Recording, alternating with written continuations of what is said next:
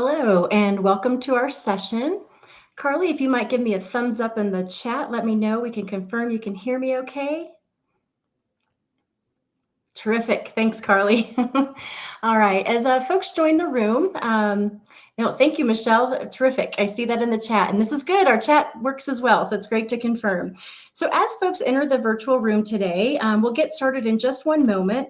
And as we pause, kind of letting folks trickle in here, I wanted to open with a quick question for you all.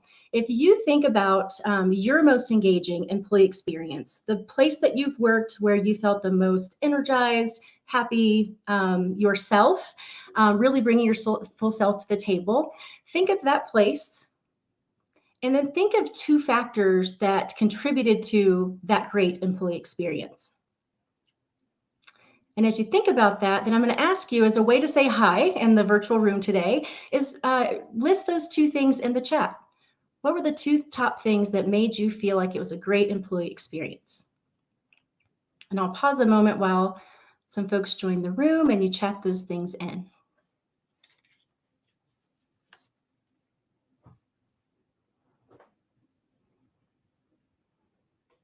I love it. My manager, mentoring, engaging, positive, constructive feedback, trust, inclusivity, culture, opinion was valued, coworkers, appreciation and trust, diverse leadership, learning, high expectations. I love that, with good, genuine humor, really calling ourselves out to be our best. Trust and guidance. Excellent. Love it. So please feel free to keep chatting those in as we get started. I know there's more people in the room. I'd love to hear all of your voices. This is really important. Because what we'd like to do is notice some of those things that are showing up in what's important about employee experience. So again, welcome to our session. My name is Laura Chapin. I'm a senior solution partner with Coach Hub, and I'm in our behavioral sciences team, which is in our coaching lab. So I'm delighted to be with you here for the next 45 minutes or so, and let's go ahead and jump on in while you guys are continuing those chats. Thank you. A few logistics. I think, you've all been in sessions most of the day or most of the afternoon, so I think these are probably going to look familiar, but let's just make sure we're all on the same page. All lines are muted during the workshop session, which makes that chat that you're using right now especially important. So feel free to chat in your comments, your questions. And my colleague, Carly Fitzpatrick, she's going to be monitoring the chat, and then we'll facilitate a Q&A at the end. We'll also be available after the session in our booth to continue the conversation or answer any questions we don't get to. Also, if you have any technical questions, enter those there. We'll make sure you get the help that you need. And we will do a couple of polls, some places to check in. This is it's very, I would say, presentation oriented, but we really want your engagement. So let's make sure that we use those polls in that chat. And the session is recorded and it'll be available afterward. So I think we're good to go. If you have any questions, let me know. And Carly and I are happy to help. So here's what we're going to discuss today. As you saw in the summary, we're going to look at what are some key trends, just for some context. We'll go through those relatively quickly. I think we're all pretty familiar with those, but my hope is that maybe you'll notice a new statistics or two, maybe from a study or some observations that either offer some new insight for you or reinforce that you're not alone in the world, the challenges that you and your organization are experiencing, and some of the wins that you've had as well are maybe themes that other organizations are also meeting. So the next thing we'll talk about then is what exactly is employee experience, shortened to EX. What is it? Why does it matter? What's important about it? And then we'll talk about some ways that digital coaching can act as a lever in your employee experience strategy. And then, of course, we'll do a Q&A at the end.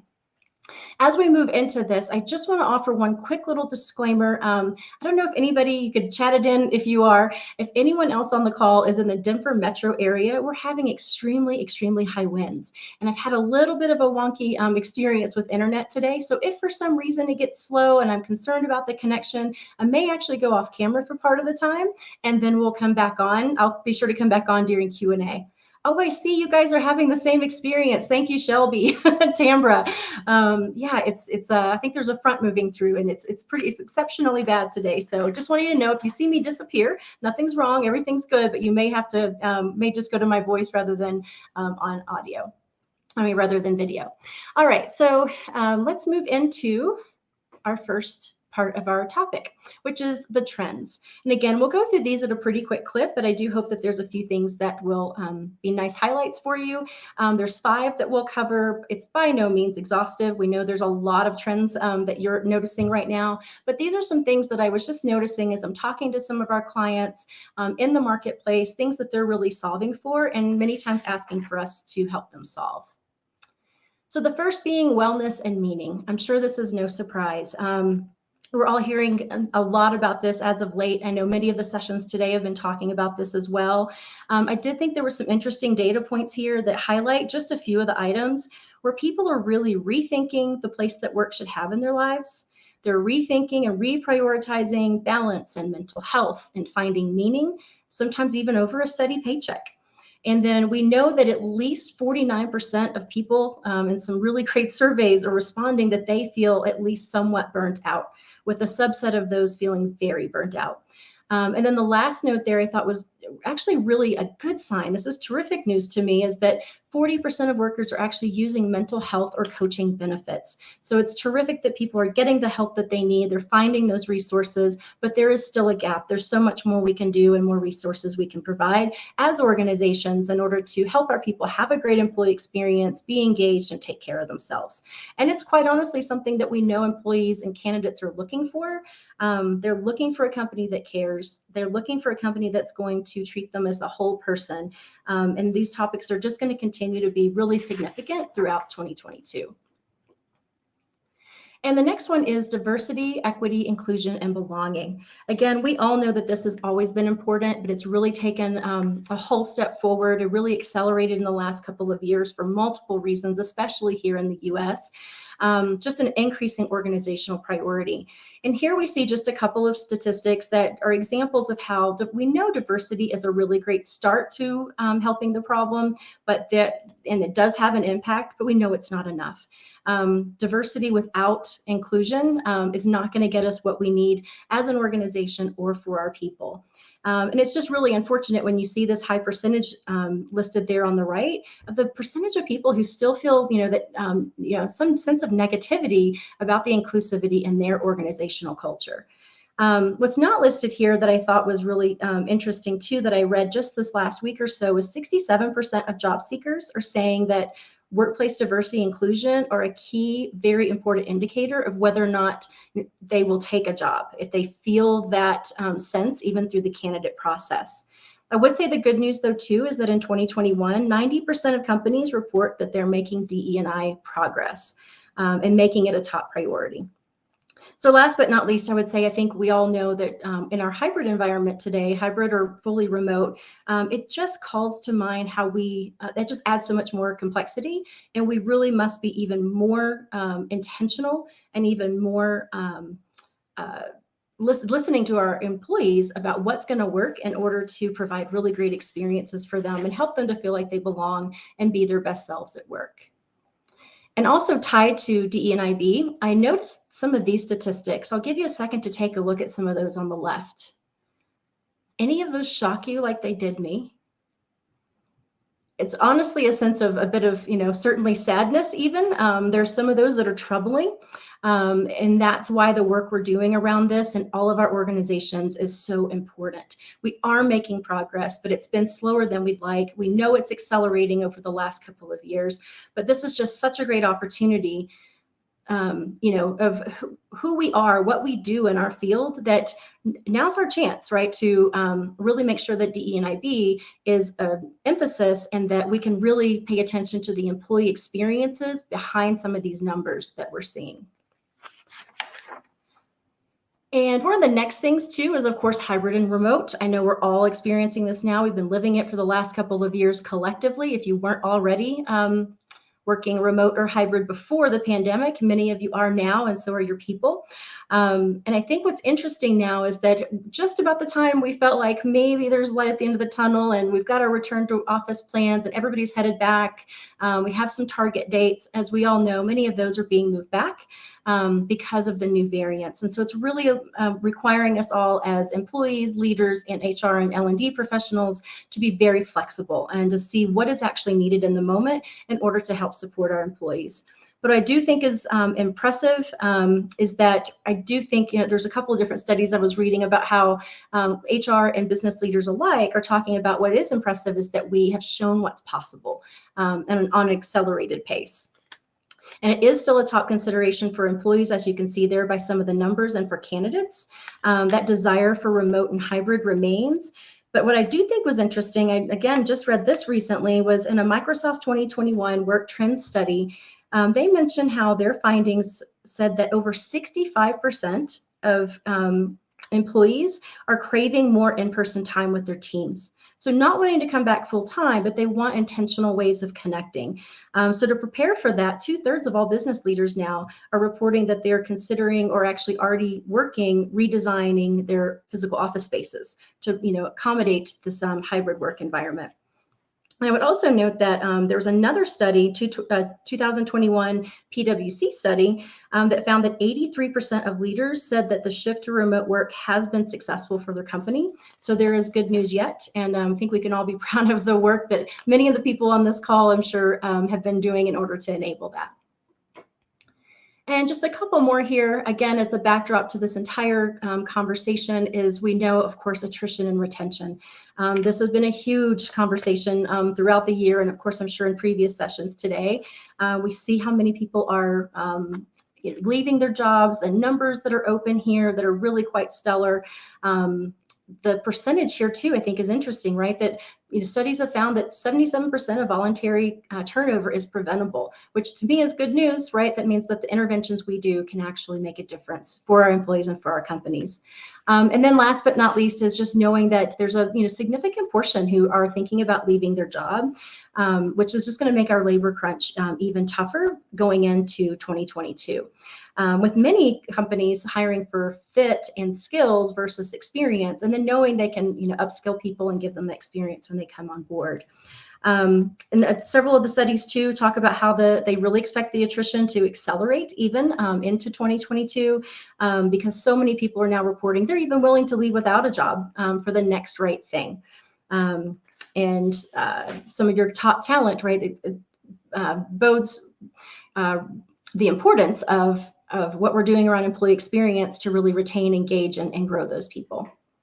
And then the last couple of here, right? We all know the Holy Grail for so many years has been engagement. So you see just two examples here, right? Based on Gallup's findings this year, is currently 36% of the U.S. employees are engaged in their work in their workplace, which does match their composite percentage from 2020. But what was interesting then is I saw that the actively disengaged employees has gone up slightly from 14% to 15%. Globally is even more troubling, though, is that they report that only 20% of employees are engaged at work. Again, that's coming straight from Gallup, who we know has been doing this work for quite some time. So there's other surveys, but I really found those numbers pretty compelling. So as of today, I would just say that when we're at this 36% of employees engaged at work, there's still a lot of room for improvement, and part of our role is to help move the needle on that. And that leads us to, of course, what we've all been talking about, the Great Resignation. So whether you call it the Great Resignation, the Great Reshuffle, the talent tsunami, whatever name it is that you subscribe to, we've all been experiencing its effects across industries, some more than others, across geographies, some more than others. And it's not quite over yet, right? This is VUCA on steroids. I think many of us were talking about VUCA environments back in the late 80s and 90s, and here we are experiencing it in ways that we never even imagined. And I will point out here what I thought was interesting too in that Korn Ferry report. It's called 10 Key Talent and Leadership Trends in 2022. It was released just a few years ago. They assert that employee experience matters now more than ever, of course, to attract, retain, and develop and grow our people. And this was, again, all about the employee experience starting as early as the employer brand. Are people drawn to your organization? Some good news I would say that I also noticed in some of the studies just over the last couple of months is that HR leaders, many of you on the call right now, have reported that your teams have had a vital role in the pandemic in driving change, enabling remote work, and supporting well-being. That 65% of HR leaders have said that. 75% of HR leaders have said that this has really helped them demonstrate their value and make an impact. And 59% reported that they feel more influential as leaders. So that seat at the table that many times we would have conversations around adding value and having that seat is really no longer the conversation. It's really of how do we continue this, amazing work that we've been doing for years, and it's really getting highlighted through this challenging time. So with that, I would like to close this section before we move on to employee experience specifically. As we think about this and this whole landscape that we're operating within, how employee experience matters, I'd like to open a poll. Which of these trends resonate for you, the ones that we just covered? Is it wellness and meaning? Is it DEIB, hybrid or remote, attrition, or engagement? Which of these really resonate most for you? And I think we can open that poll.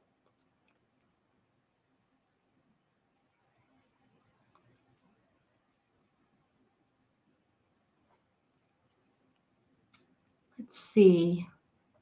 I don't see it opening here, so let's just we'll go to plan B. I'll pay attention to the chat here. I see D, E, attrition, engagement, hybrid, remote. Oh, good. Thank you. Somebody just said it's live in the polls section, and for some reason it didn't scoot over for me when I did that. Thank you. User error, of course, it was me. All right, let's close that poll and see what our results are.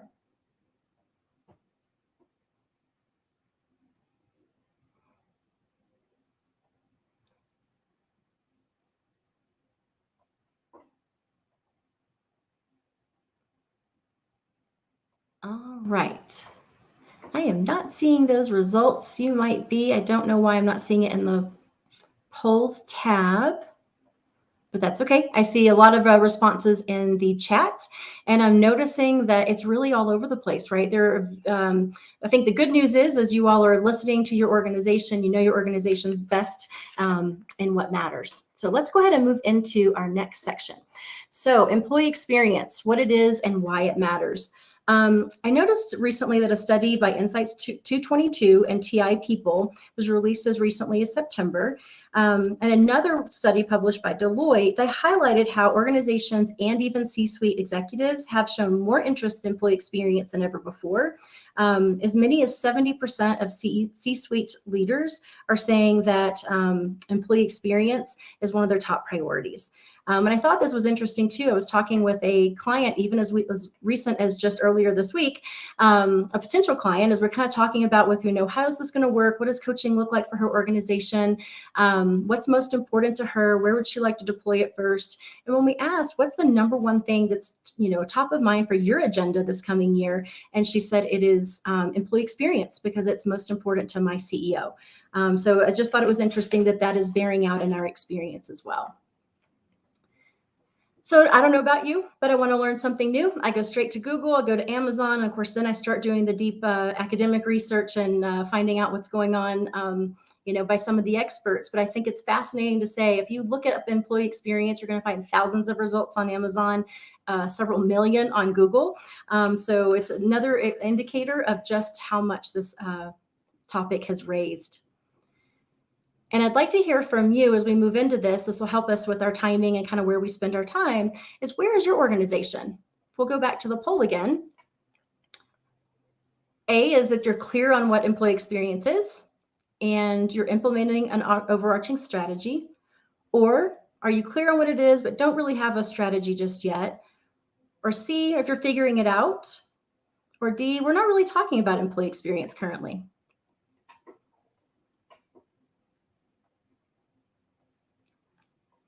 All right, and I do see those poll results now. Thank you. Excellent.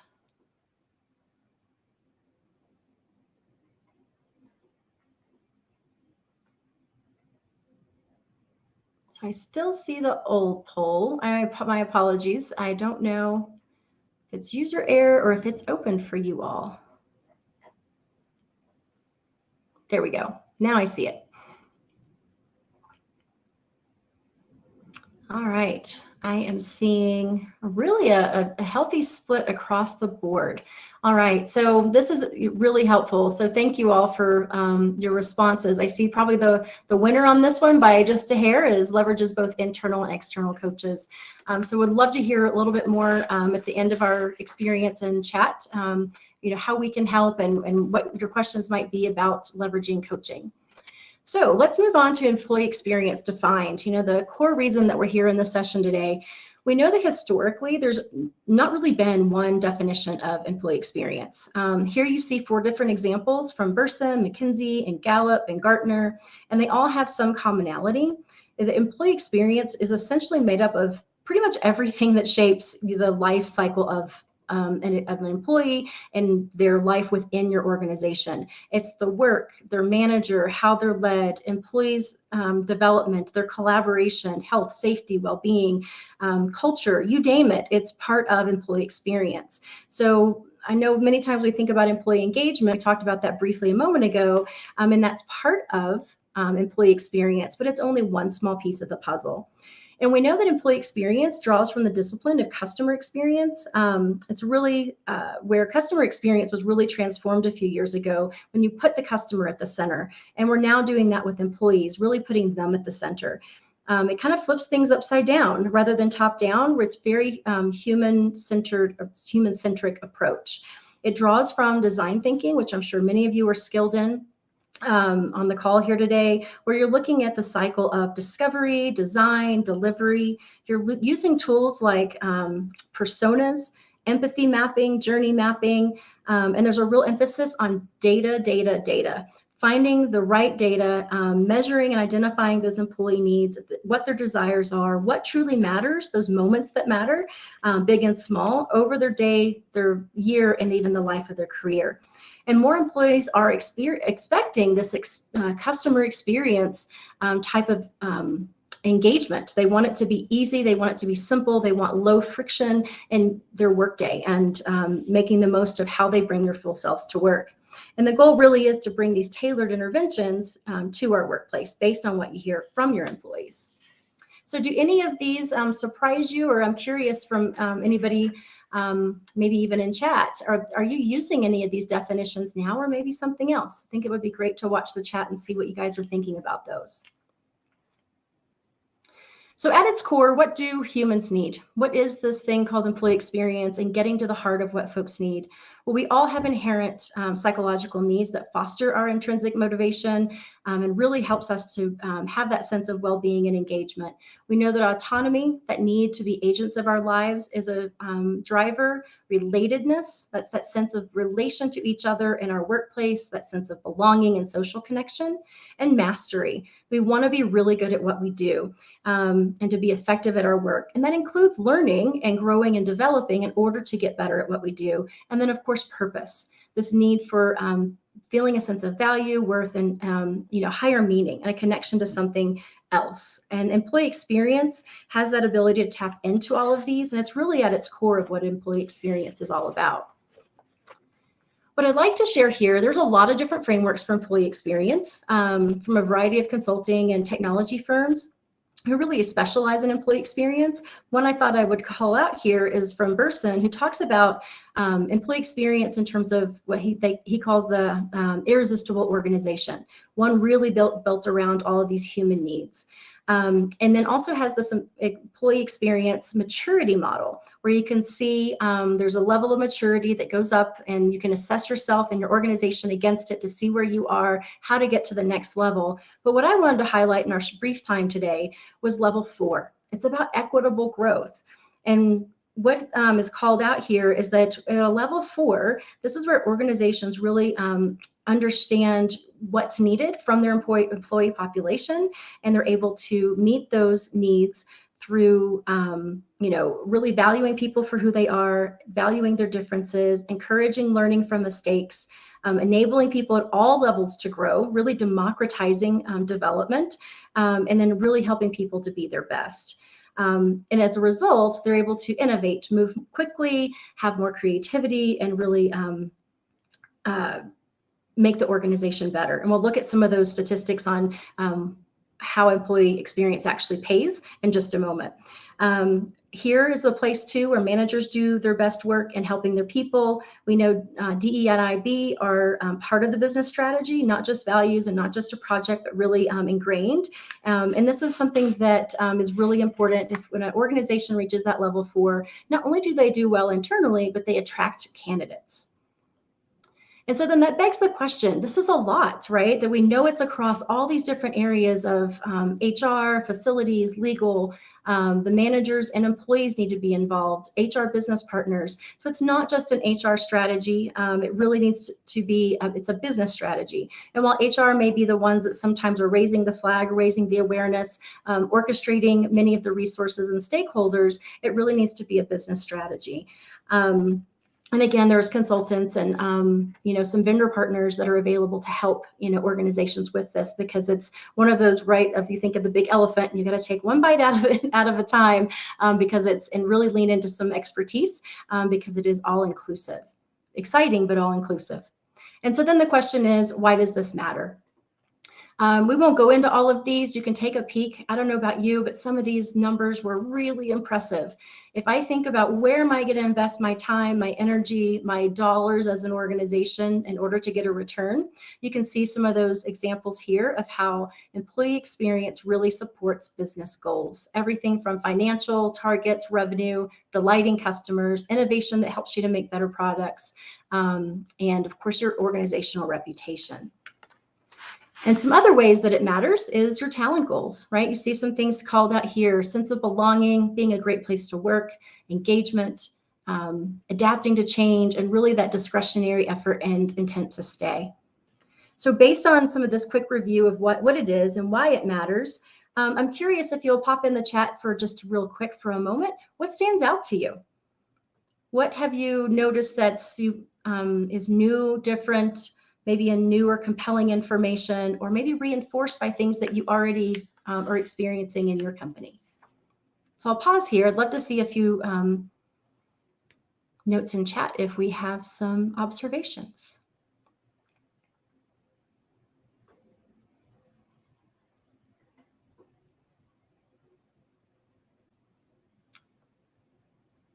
Great question. I see Rob's asking, how do you measure this? And we will not get too far into measurement today. It's one of the things that we will specifically be happy to talk about in the virtual booth right after. Terrific. Yes. And high intent to stay is so important during the talent shortage. Great call out. Thank you. All right. So with that, let's actually talk about digital coaching. How can it be a lever for your employee experience strategy? So just like employee experience, let's start with make sure we're kind of all on the same page. What are we defined? How are we defining it? What is it? And so you'll see some definitions here. At its essence, coaching truly is all about partnering with clients in a process to help them reflect on themselves, their situation, their context, develop new insights and actions, and really help them to be the best version of themselves and to perform at their best self. And so what we're talking about here is what I often think of as like big C coaching, right? The formal coaching by somebody who's got a certification and training to do coaching. Small C coaching, I think of it as leader coaching or peer coaching is absolutely essential and very important. It's just different. So what we're really talking about is the big C coaching here. Not mentoring, not counseling, and not a number of other interventions like consulting, but that professional coaching piece. And then the other thing I'd like to make sure we're kind of on the same page about is, well, what is digital coaching? This is a little bit newer for many organizations. I know I got my coach training and certification 2008, 2009. Digital coaching didn't exist yet. So it's really a fantastic experience to be able to see how digital coaching can scale high quality coaching globally. And so you'll see that digital coaching is really about having a coaching conversation, human to human, over secure communication, right? So using an app, using video like we're doing now, but it would be two-way, of course, and a very engaging conversation. And then being able to also do asynchronous conversation and messaging, like on chat or email in between sessions. And I know for us, for example, digital coaching also means that the coach is able to be in contact with the coachee all along the way to provide assigned or recommended learning nuggets or activities in order to bring the learning and the application to bear really on the job. So really making the most of that learn, practice, and reflect cycle. All right, so now that we're on the same page of what it actually is, again, it's amazing to me to think it's not something that even existed years ago. When I first started becoming a coach, and I actually ran coaching practices in 3 Fortune 100, really large organizations, and I was the one doing all the manual vetting, matching, etc. We didn't have this great resource and technology to scale like we do today. So I'm pleased to see that Gartner is saying that we can see that coaching is expected to rapidly expand 100x by 2030 and become a really substantial part of the development cycle for the entire workforce of any large organization. So where coaching so often in the past was at the tippy top of the organization for executives or high potentials or successors, we're really able to drive coaching as a means of development deeper in the organization at all levels and regardless of location. All right, so I'd like to see from you guys one more poll. What are you guys doing today? Are you leveraging external coaches, internal coaches, both, or none? So I'll take a quick peek here. We won't camp out too long because I know we've got a limited amount of time. But I'd love to hear from you guys, or you all. Correct my language. That's one of those micro things that I'm actually training myself to do, to be fully transparent, right? I think so many times we try to use gender neutral language. When in doubt, I will default to my Southern roots and say y'all. All right, I'm watching the poll here.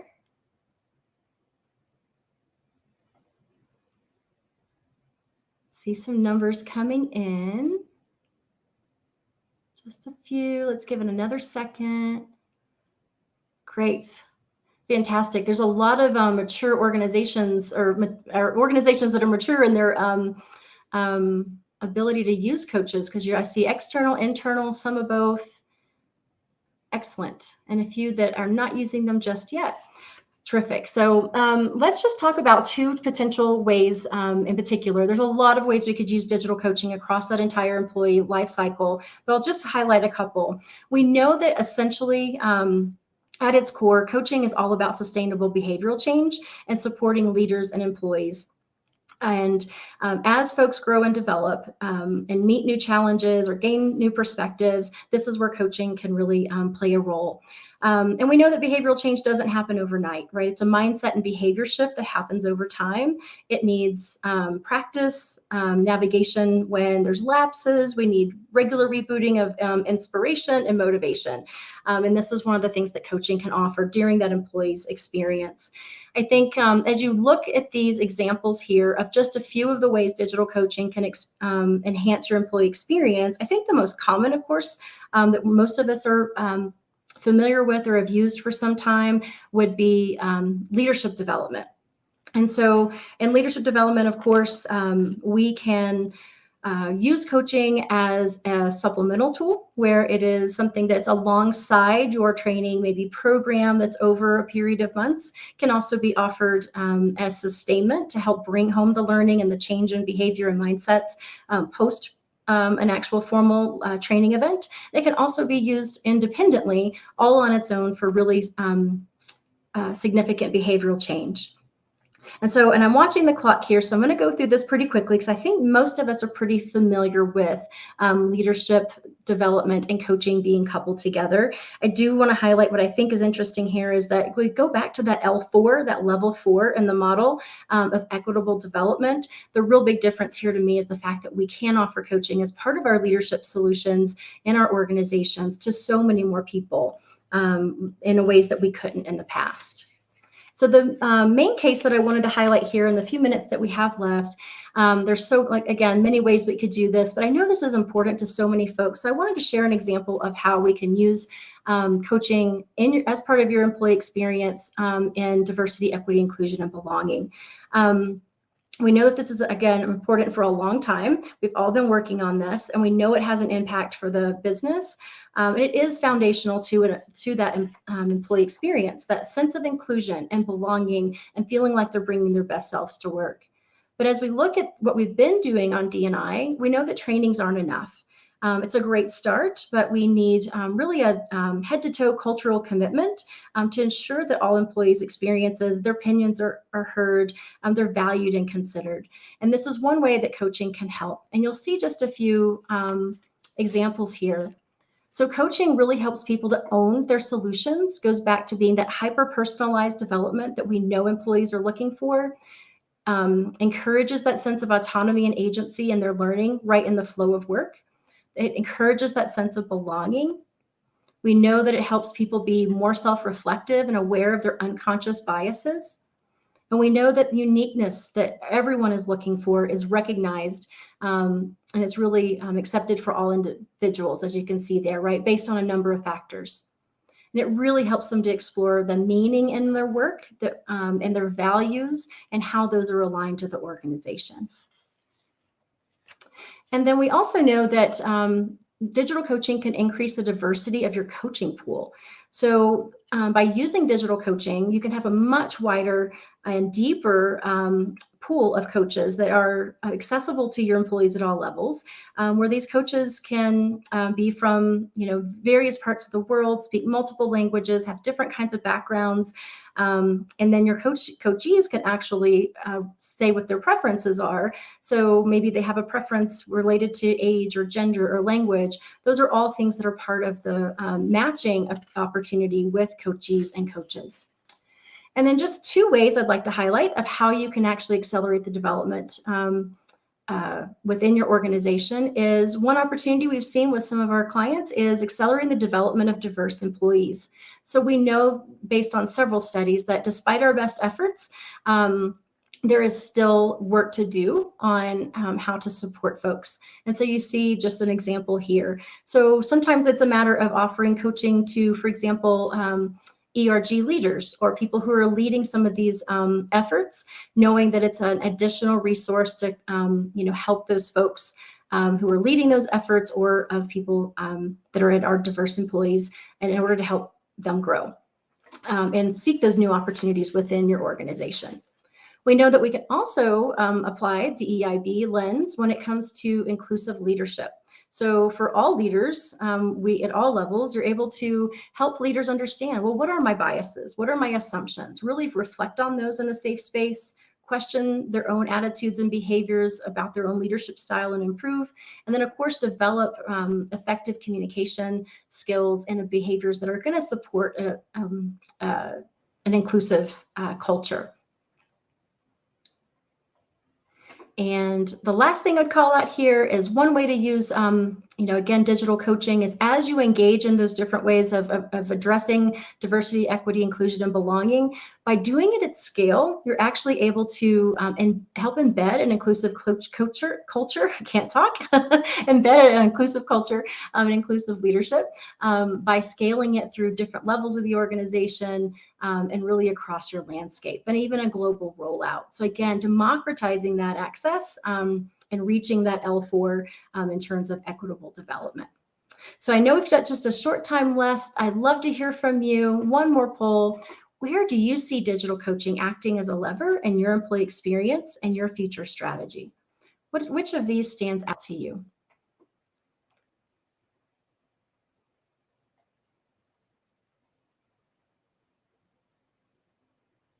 Give it just a moment. Starting to see a few come in. Oh, I love this. I see employee benefit. Somebody's talking about that there. I'd love to hear more. One of my colleagues is actually talking with someone now about how can they offer coaching as a benefit. So it's really part of their employee value proposition and a differentiator in the market while also supporting all these different cycles of the employee experience. Great. And I see talent and succession, hypos, transition coaching. Excellent. Terrific. And so with that, I think just based on the time, we have about 6 minutes left. I'm going to go ahead and move us to kind of closing up here, so we have time for a few questions and Q&A. So where have we been today? We've talked about how the world of work is changing, definitely some dramatic shifts. I know you guys have been talking about that in other sessions. You all have been talking about that in other sessions throughout the day. We know that employee experience is growing in its importance on the corporate radar. We know that it makes a difference in business and talent outcomes, and we know it can be digital coaching can be a lever in your strategy to really give you an edge in the talent market. So with that being said, that opportunity to scale coaching, to use it within your organization, well, what does that look like? How could you think about what that means with employee experience? Because employee experience is such a little bit of a newer topic for many people to start to tackle, just some thoughts here, of course, on what can you do next? Of course, learn more about employee experience and what it means for your organization. There's some excellent resources out there. As we saw, thousands of books and millions of hits on the web. And of course, some really great organizations that specialize in employee experience specifically. Work with your executive team and your key stakeholders, right, to define what does it mean for your organization. It's not one size fits all. Start to craft or revise your approach, those priorities and responsibilities. Who's going to lead the charge? Who all needs to be involved? Of course, would love to see folks consider where could digital coaching actually elevate your employee experience across any of those things that were in the circle that we mentioned just a moment ago. So many points in time across the experience, many that aren't even listed there. I'm sure you could think of others that fit within your organization. And then, of course, identify that use case. As you listen to your employee population, what's most important? Where might you pilot digital coaching? And then, of course, engage stakeholders in your organization to begin that process of implementation and experimentation. And so with that, I'd like to close. We're at 2:32. I think we have about 3 minutes for questions. Again, we'll be available in the booth right after this session. Just want to thank you all so much for joining us. And I'll watch the chat here to see if we have any specific questions. Or Carly, if you've noticed one or two along the way, if you don't mind popping those into the chat, I'd be happy to address those. And while we wait for just 1 second, I got to say, I'm impressed that the winds have died down. I hope those of you that chatted in, if you're in Kansas or other metro areas not too far away, that you haven't blown away. You're still with us right now. Oh, Peter, I love your comment. Thank you. And I think, one of the things that I think is so important, and I've learned certainly through a lot of training and development, is when we make those little micro mistakes, it's just to correct it immediately, right? We're all going to make mistakes. We're all going to sometimes trip up over time, but it's really about noticing them in the moment, fixing them as fast as we can, noticing them until it becomes routine. So thank you for that acknowledgement. Terrific. All right, I'm not seeing any other questions just yet. So I will hang on the line for the next couple of minutes if anyone wants to pop in with any questions or comments. Again, thank you so much for joining. It's great to meet you all virtually, and enjoy the rest of your day as we close out the conference and you head home and enjoy your evening. Thank you so much. Take care.